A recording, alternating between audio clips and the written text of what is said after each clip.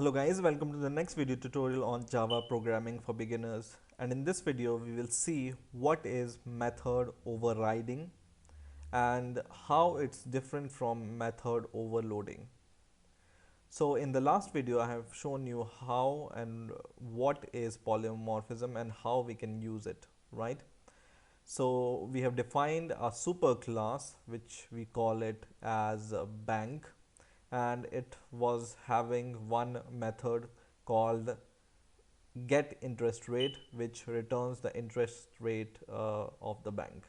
Okay, and we have defined a subclass which we call it as bank ABC, which extends from bank class. And let's say for now it doesn't have anything, so it doesn't have any implementation. And now whenever we create the instance or the object of class ABC using the reference of bank ABC, or using the reference of bank class, which is our superclass, then what happens? Let's see. So it returns you 0, right? Because here in the superclass it has the method get interest rate, and which returns 0, and here there is no implementation of get interest rate, right? So whenever we define a reference which points to the object of the subclass, which in our case this is bank ABC, and when we call this get interest rate function, it refers to this function which is in the superclass, right? Now for example, we introduce a function which has the same name and same return type and same number of arguments as in base or superclass.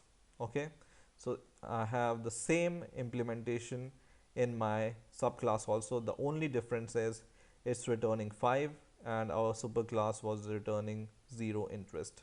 Okay, and now earlier the interest rate returns was 0, and now when we run the program it returns 5, and this phenomena is called method overriding. And method overriding is nothing but the changing of the implementation of the method. Okay, so earlier the method which we were using for getting the interest was this one, get interest rate from the base class.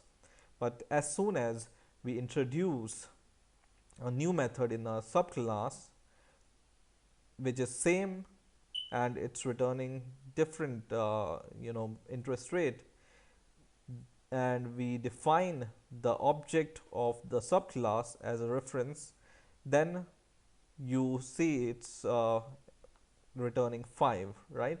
So your base class or your object will always take the latest or the most recent method which is defined. So this is the most recent method, and it's happening at the runtime. That's why it's returning 5. So this is called method overriding. Now there are some rules for method overriding. The rule of method overriding is you must have same number of arguments, same name, and same return data type for overriding a method. So for example, this get interest method was returning integer and it doesn't take any argument.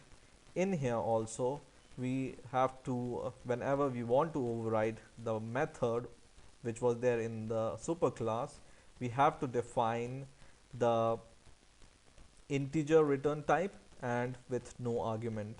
If we do it something like this, int for example this thing, this will be called method overloading, and this will not be called method overriding. So this takes us to what is the difference between method overloading and method overriding, right? So generally method overloading we use in a same class, right? So in this, if we want to do it, we can do it something like this, and we can return int abc, something like this. Okay, and this two method are called the method overloading. So this method is overloading our previous method, right? So this generally happens in the same class, and whenever you do the method overloading, this return type can be different, the arguments can be different, but the only same thing here is the method name. So in method overloading, only method name should be same, but you can change the return type or number of argument also. But in the method overriding, you cannot change the return type or the number of argument. Okay, so this is the main difference between method overloading and method overriding. So I hope you have understood the basic concept of method overriding and what is the difference between method overloading and method overriding. So that's it for this video. Please rate, comment and subscribe, and bye.